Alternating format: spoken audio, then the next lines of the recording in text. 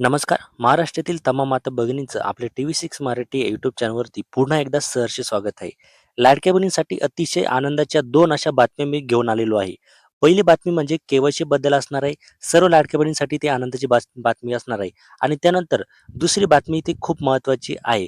कारण की आता महिलांना इथे मोफत सौर पीठ गिरणी जी आहे ना, ही मोफत भेटणार आहे. आता यासाठी अर्ज कसा करायचा, कसं काय करायचं संपूर्ण डिटेल्समध्ये माहिती या व्हिडिओच्या माध्यमातून आपण इथे बघणार आहोत. त्यामुळे ह्या 2 बातम्या खूप आनंदाच्या असणार आहे लाडक्या बहिणींसाठी. तर सगळ्यात पहिली जी बातमी आहे ना, ती बातमी म्हणजे के-वाय-सी बद्दल आहे. कारण की परवा दिवशी अशी न्यूज आलेली होती, की 80 लाख ज्या लाडक्या बहिणी आहे ना, ह्या अपात्र झालेल्या आहेत. परंतु आता जे आपले मंत्री आहे गिरीश महाजन यांच्याकडून एक महत्त्वाची बातमी या ठिकाणी आलेली आहे के-वाय-सी बद्दल.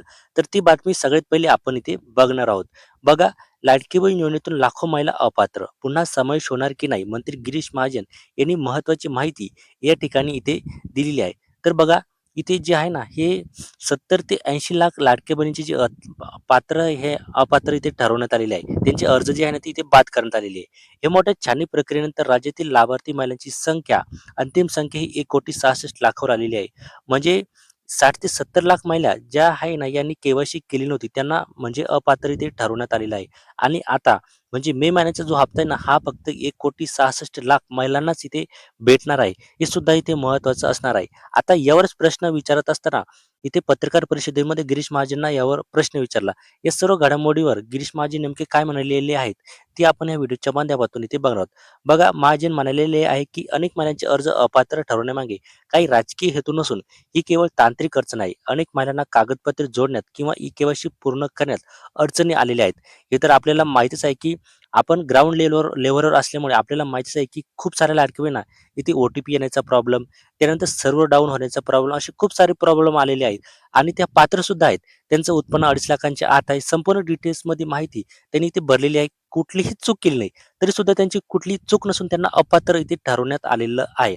आता अनेक महिलांना कागदपत्रे जोडण्यात किंवा के-वाय-सी करण्यात अडचणी आलेल्या आहेत. यासाठी आधीही मुदतवाढ दिलेली होती. ही तांत्रिक अडचण दूर करण्यासाठी शासन स्तरावर नक्कीच सकारात्मक निर्णय इथे घेतला जाणार आहे. म्हणजे असं वाटतंय, की आता जी के-वाय-सी आहे ना, ही के-वाय-सी पुन्हा एकदा इथे सुरू होण्याच्या तयारीत आहे. असं संकेत आता यातून आपल्याला मिळत आहे. त्यामुळे लाडक्या बहिणी इथे कुठल्याही प्रकारचे ते टेन्शन घ्यायचं काम नाही. कारण की खूप साऱ्या लाडक्या बहिणी अजून के-वाय-सी करायच्या राहिलेल्या आहेत.